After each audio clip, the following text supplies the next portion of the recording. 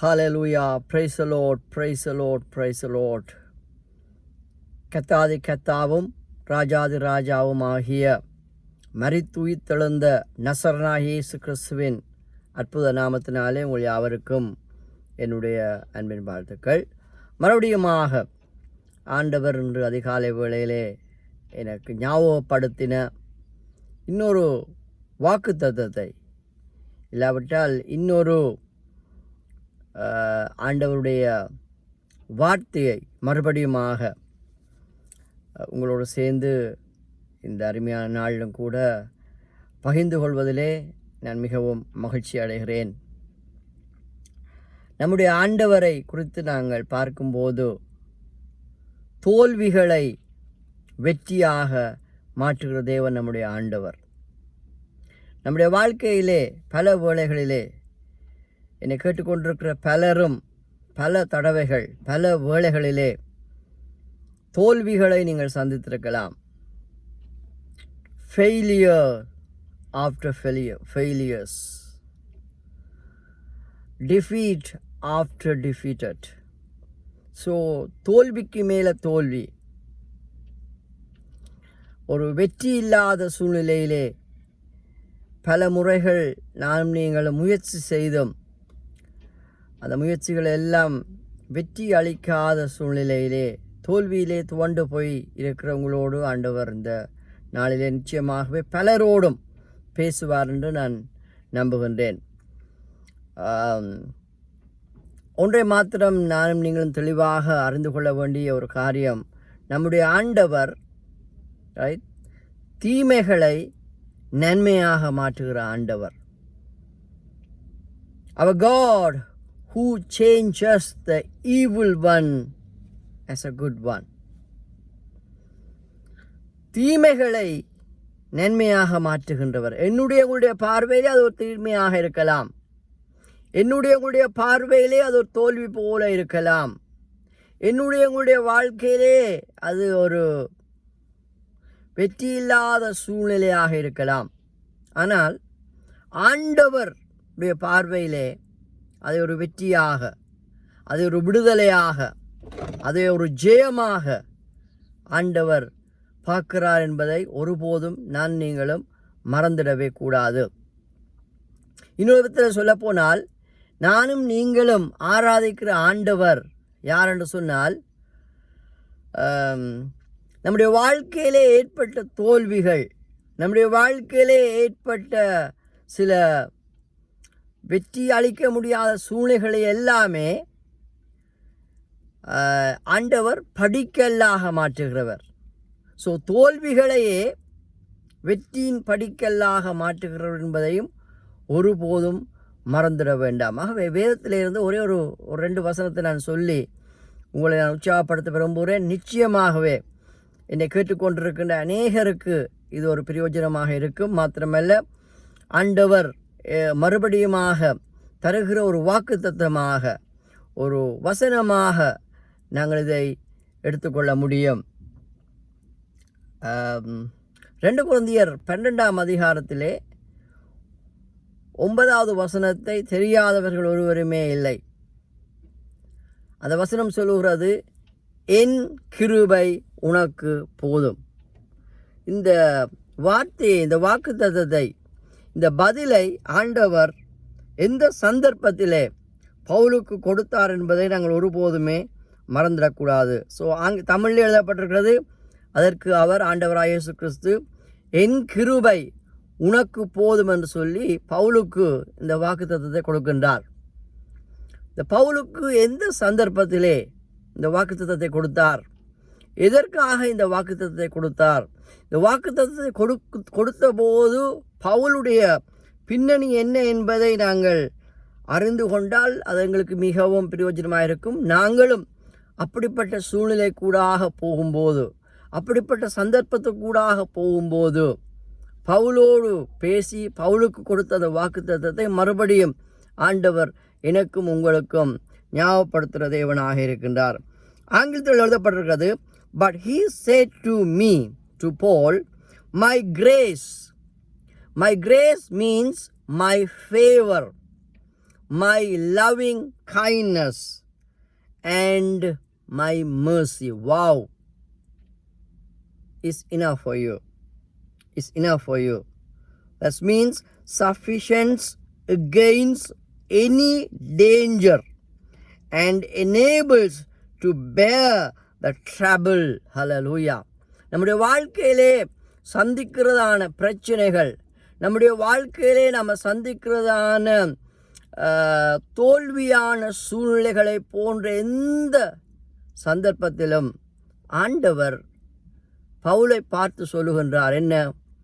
என்னுடைய தயவு, என்னுடைய இரக்கம், என்னுடைய அன்பு, ரைட், என்னுடைய கிருபை உனக்கு போதும். ஸோ இந்த வேளையிலும் கூட என் அருமையான சகோதர சகோதரியே, இந்த வார்த்தையை நாங்கள் ஆழமாக சிந்தித்து பார்ப்போம் என்று சொன்னால், பவுல் 7வது 8வது வசனங்களை நீங்கள் வாசித்து பார்ப்பீங்க சொன்னால், ஆண்டவருடைய சமூகத்திலே 3 தடவைகள் ஒரு குறிக்கப்பட்ட காரியத்துக்காக அவர் ஜெபம் பண்ணி கொண்டிருக்கின்றார். அந்த ஜெபத்துக்கு வந்த பதிலைத்தான் இங்கே நாங்கள் பார்க்கின்றோம்.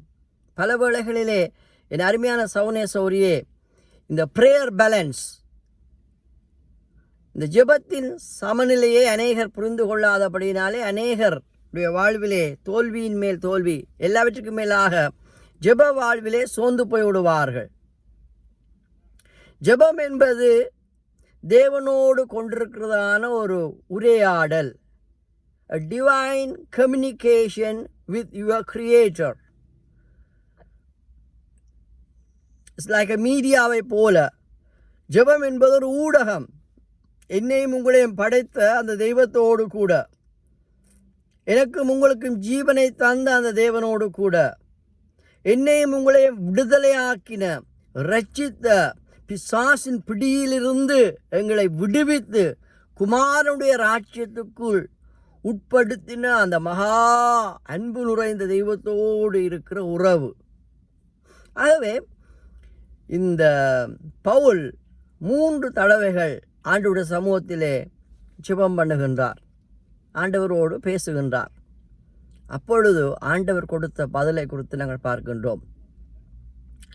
என் அருமையான சகோதர சகோதரியே, ஜெபம் என்பது 3 மறு உத்தரவுகளை நமக்கு தரும். ஒன்று, எஸ், உன்னுடைய கேட்கிற ஜெபத், உன்னுடைய விண்ணப்பத்தின்படியே நான் செவி கொடுக்கிறேன் என்று சொல்லி எஸ் கோ ஹெட் என்று சொல்லி வரும். எஸ் யூ ப்ரொசீட் என்று சொல்லி ஆண்டவர் பதிலளிப்பார். அது எல்லாருக்கும் சந்தோஷம். ஆனால் சில வேளைகளில் அல்ல, பல வேளைகளிலும் எஸ் என்று ஆண்டவர் சொல்வதில்லை. 2வது ஜெபத்திலே ஆண்டவர் சொல்லுகிற காரியம், B patient, B still, B wait upon me. எனக்காக காத்திரு, எனக்காக பொறுத்திரு, தாமதமாயிரு. பல வேளைகளில் நானும் நீங்களும் அந்த ஜெபத்தை அதிகமாக விரும்புவதில்லை. காரணம், உங்களுடைய பொறுமையை இழந்து விடுறோம். அதற்கும் ஒரு காரணம் உண்டு. ஆண்டவர், நாங்கள் அவர் மீது வைத்த அந்த விசுவாசம் இப்படியாக இருக்கிறது, உங்களுடைய பொறுமையை சோதிப்பதற்காக கூட ஆண்டவர் சில வேளைகளிலே ஒரு வெயிட்டிங் பீரியட்டை ரைட் தரும்போது நாம் பொறுமையோடு காத்திருக்க வேண்டும். ரைட், அப்பொழுது ஆண்டவர் அந்த காத்திருக்கிற காலங்களிலே கர்த்தர் பதிலளிப்பார். ஆனால் இன்னொரு விதத்திலே ஆண்டவர் பதிலளிப்பார், நோ.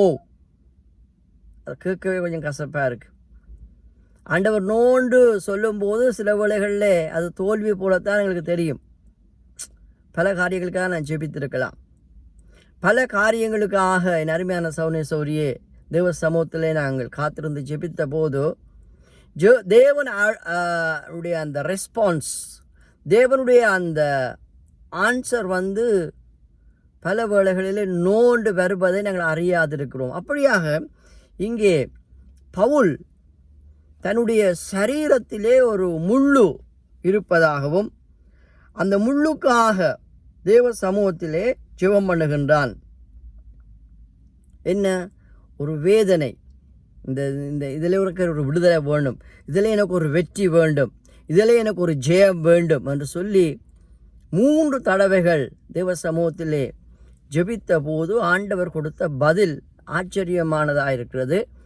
அதே வேளையிலே ஆண்டவர் சில வேளைகளிலே அவன் கேட்ட அந்த ஜெபத்துக்கு மறு உத்தரவு கொடுத்து,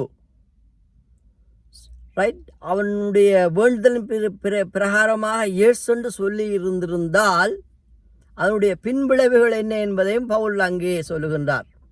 அவை பல வேளைகளிலே நம்முடைய வாழ்க்கையிலும் கூட ஆண்டவர் நோ என்று சொன்னதற்காக கர்த்தரை துதிக்கணும். ஆனால் துதித்திருக்கிறீர்களா? பல வேளைகளிலே உங்களுடைய ஜெபத்தை கர்த்தர் கேட்காமல் நோ என்று ரிஃப்யூஸ் பண்ணதற்காக, ரிஜெக்ட் பண்ணபடினாலே கர்த்தரை ஸ்தோத்திரம் பண்ணியிருக்கிறீங்களா? இன்றையிலேருந்து ஸ்தோத்திரம் பண்ணி பாருங்க. ஹல்லேலூயா. ஆகவே இங்கே பவுல் பின்னாக நீங்கள் வாட்சி பார்த்தால் அவன் கர்த்தரை ஸ்தோத்திரிக்கிறான். அந்த பலவீனம் தன்னை விட்டு எடுபடாதபடிக்கு ஆண்டவர் எடுக்காமல் விட்டதற்காக ஸ்தோத்திரம் என்று சொல்வான். காரணம் என்று சொன்னால், ஒருவேளை அவன் அந்த ஜெபத்தைக்கு ஆண்டவர் பதிலளித்து அந்த காரியத்திலிருந்து விடுதலை கொடுத்திருந்தால் அவன் தன்னைத்தானே மேன்மை பாராட்டியிருப்பான். இன்னொரு விதத்தில் சொல்லப்போனால் பிசாசினுடைய தன்மையை அவன் பெற்றிருப்பான். பெருமை, அகந்தை, ஆணவம் போன்றதான சூழ்நிலை கூடாக அவன் கடந்து செல்வதற்கான வாய்ப்புகள் உண்டு. அதை நான் வாசித்து நான் முடிக்க விரும்புகின்றேன். அன்றியும் எனக்கு வெளிப்படுத்தப்பட்டவர்களுக்குரிய மேன்மை நிமித்தம் என்னை உயர்த்தாதபடிக்கு, ஹல்லேலூயா, என்னை உயர்த்தாதபடிக்கு என் மாம்சத்திலே ஒரு முள்ளு கொடுக்கப்பட்டிருக்கிறது. நான் என்னை உயர்த்தாதபடிக்கு, அதாவது என்னை நான் உயர்த்தாதபடிக்கு அது என்னை குட்டும் சாத்தானுடைய தூதனாய் இருக்கிறது என்று சொல்லி அங்கே பவுல் சொல்வதை குறித்து நாங்கள் பார்க்கின்றோம். ஹல்லேலூயா, தேங்க்யூ ஜீசஸ். ஆகவே அருமையான சௌரியே, இதற்காகத்தான் அவர் ஜெபம் பண்ணுகின்றார். அப்படி ஜெபித்த போதுதான் ஆண்டவர் கொடுத்த பதிலை அது என்னை விட்டு நீங்கும்படி, 8வது வசனம் சொல்வது, அது என்னை விட்டு நீங்கும்படி நான் 3 தரம் கர்த்தரிடத்தில் வேண்டிக் கொண்டேன் என்று சொல்லி நாங்கள் வேதத்தில் பார்க்கின்றோம். 3 times I called upon the Lord and sought about this and begged that it might depart from me. என்னை விட்டு நீங்கும்படி 3 தடவைகள் நான் தேவ சமூகத்திலே ஜெபித்த போது ஆண்டவர் கொடுத்த பதில் என்னவென்று சொன்னால் நீங்கள் பார்க்கலாம். அப்போத்தான் ஆண்டவர் 9வது வசனத்திலே பதில் கொடுக்கின்றார். அதற்கு ஆண்டவர், என் கிருபை உனக்கு போதும், உன் பலவீனத்திலே என்னுடைய பலன் பூரணமாய் விளங்கும் என்றார். ஆதலால் கிறிஸ்துவின் வல்லமை என்மேல் தங்கும்படி என் பலவீனங்களை குறித்து நான் மிகவும் சந்தோஷமாய் மேன்மை பாராட்டுகிறேன் என்று சொல்லி பவுல் இங்கே சொன்னதை குறித்து நாங்கள் பார்க்கின்றோம். ஆகவே என் அருமையான சௌனேஸ்வரியே, ஆங்கிலம் எழுதப்படுகிறது, for my strength and power are made perfect and show themselves most effective in weakness. Therefore, I will all the more gladly glory in my weakness and infirmities, that the strength and the power of Christ may rest upon me. Hallelujah. ஆகவே என் அருமையான சௌரியே, பல வேளைகளிலே கர்த்தர் நம்முடைய ஜெபங்களுக்கு மறு உத்தரவு தரவில்லை என்று அதை ரிவ்யூஸ் பண்ணினால் அதற்காக கர்த்தரை ஸ்தோத்திரியுங்கள். ஏன்னு சொன்னால், எதற்காக நாம் ஜெபம் பண்ணினமோ அந்த காரியத்துக்கு ஆண்டவர் பதிலா விட்டாலும் அவருடைய வல்லமை எங்களுக்குள்ளே இருந்து செயல்படுவதற்கு, அவருடைய மகிமை எங்களிலிருந்து வெளிப்படுவதற்கு ஆண்டவர் அந்த காரியத்தை, தோல்வியை வெற்றியாக மாற்றுகிற தேவன் என்பதை குறித்து நாங்கள் பார்க்கின்றோம். அதே வேளையிலே அவர் 9வது வசனத்திலே அவர் சொல்லுகின்றார், ஹல்லேலூயா, thank you Jesus, thank you Lord, right. அவை அந்த 8வது வசனத்திலே அவர் தெளிவாக சொல்லுகிறார், என்னை விட்டு நீங்கும்படிக்கு நான் 3 தடவைகள் முதல்ல சொன்னது போல ஜெபம் பண்ணியிருக்கின்றார். அந்த ஜெபத்துக்கு ஆண்டவர் பதில் ஆம் என்று பதில் கொடுக்கவில்லை. இன்னொரு சொன்னால் நோ என்ற பதிலே அங்கே கொடுத்ததை கொடுத்து நாங்கள் பார்க்கக்கூடியதாக இருக்கிறது. என் அருமையான சௌனே சௌரிய, இந்த அருமையான வேளையிலும் கூட நம்முடைய ஆண்டவர் தோல்விகளை வெற்றியாக மாற்றுகிற தேவன். என்னுடைய ஆண்டவர் குறைவுகளை நிறைவாக்குகிற தேவன். அவை அன்று பவுலுக்கு பதிலளித்த தேவன். பவுலுடைய வாழ்விலே எங்களுடைய மாம்சப்பிரகாரமாய் பார்க்கும்போது 3 தடவைகளும் அவன் தோற்றுவிட்டான். 3 தடவைகளும் அவனுடைய வாழ்க்கையிலே ஜெயம் கிடைக்கவில்லை. மாறாக ஆண்டவருடைய வல்லமை, ஆண்டவருடைய மகிமை, ஆண்டவருடைய அன்பு, ஆண்டவருடைய தயவு, ஆண்டவருடைய இரக்கம் அவனுக்கு போதுமானதாக இருந்தது. என் கிருபை உனக்கு போதும். My grace is enough for you. My grace is sufficient for you. Hallelujah. ஆகவே தோல்வி மேலே தோல்வியாய் துவண்டு போயிருக்கிற உங்களை பார்த்து, குறிக்கப்பட்ட காரியத்துக்காக நீங்கள் பல முறைகள் முயற்சி செய்தும் அந்த காரியங்கள் கைகூடி வராமல் போனதை குறித்து நீங்கள் கவலைப்பட வேண்டாம். ஒன்றை மாத்திரம் நான் நிச்சயமாக சொல்லுவேன், பவுலை போல ஆண்டவருக்கு அர்ப்பணித்தவர்களாக, பவுலை போல தேவ சித்தத்துக்கு உங்களை ஒப்பு கொடுத்தவர்களாக, பவுலை போல தேவனுடைய திட்டத்திலே நிற்கிற உங்களுடைய வாழ்க்கையிலே தீமைகளை நன்மையாய் ஆண்டவர் மாற்றுவார். ஸோ நம்முடைய வாழ்க்கையிலே வருகிற ஒவ்வொரு தோல்விகளும் வெற்றிக்கு நேராக ஏறி செல்லக்கூடிய படிகளாகவே, அந்த தோல்விகளே வெற்றிக்கு நேராக நம்மை கொண்டு போகிற படிகளாக இருக்கும் என்பதை இந்த வசத்திலிருந்து பார்க்கிறோம். அவன் சொல்லுகிறான், என்னை நானே உயர்த்தாதபடிக்கு, ரைட், என்னை நானே மேன்மை பாராட்டாதபடிக்கு அது எனக்குள்ளே இருக்கிறதற்காக கர்த்தரை ஸ்தோத்திரிக்கிறேன் சொல்லி அவன் சொல்லுகின்றான். ஆகவே உள்ளத்து நாளத்திலிருந்து மறுபடியுமாக கர்த்தர் அன்று பவுலுக்கு கொடுத்த அந்த வாக்குத்தத்தத்தின் பிரகாரமாக நம்முடைய ஆண்டவர் வாக்குத்தத்தத்தின் ஆண்டவர். அவர் God is a God of promise giver and the promise keeper too. ஆகவே வாக்குத்தத்தங்களை கொடுக்கிறவர் மாத்திரமல்ல, வாக்குத்தத்தங்களை நிறைவேற்றுகிறவர். அந்த வாக்குத்தத்தங்களை எனக்காக உங்களுக்காக வைத்திருக்கிற ஆண்டவர். ஆகவே என் கிருபை உங்களுக்கு போதும் என்று சொல்லி கர்த்தர் மறுபடியும் என்னையும் உங்களையும் பார்த்து சொல்லுகிறார். ஆகவே கிருபையை சார்ந்து வாழுவோம், கிருபைக்குள் வாழுவோம், கிருபையோடு வாழுவோம். ஹல்லேலூயா. ஆகவே இந்த கிருபை என்னையும் உங்களையும் வழிநடத்தும். இந்த கிருபை என்னையும் உங்களையும் போஷிக்கும். இந்த கிருபை என்னுடைய வாழ்க்கையில் இருக்கிற பலவீனங்கள் மத்தியிலும் பலனாக வாழ உதவி செய்யும். இந்த கிருபை என்னுடைய வாழ்க்கையிலே முடியாமைகளை முடிய பண்ணும். காரணம், அவருடைய கிருபை எங்களுடைய ஜீவனை பார்க்கலும் மேலானது. ஹல்லேலூயா.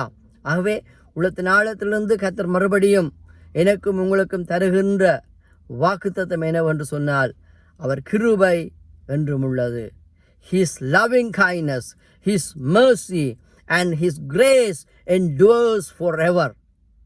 ஆகவே இந்த நாளிலும் கூட மே மாதத்தின் நடுப்பகுதிக்குள்ளே வந்துவிட்டோம். இந்த 2021 ஆண்டின் 5ஆம் மாதத்தின் நடுப்பகுதிக்குள்ளே கடந்து வந்திருக்கிற என்னையும் உங்களையும் பார்த்து கர்த்தர் மறுபடியுமாக தருகிற ஒரு வாக்குத்தத்தம், என் கிருபை உங்களுக்கு போதும், உங்கள் பலவீனத்திலே என் பலன் பரிபூர்ணமாய் விளங்கும் என்று சொல்லி மனதார உங்கள் ஒவ்வொருவரையும் CRMC திருச்சபை சார்பிலே பிதா குமாரன் பரிசுத்தாவியின் நாமத்தினாலே உங்களை நான் வாழ்த்தி ஆசீர்வதிக்கிறேன். கர்த்தருக்கு சித்தமானால் மறுபடியும் இன்னொரு வாக்குத்தத்தத்தினூடாக உங்களை சந்திக்கும் வரைக்கும், may the Lord Jesus Christ be with you and keep you well. Amen, amen and amen.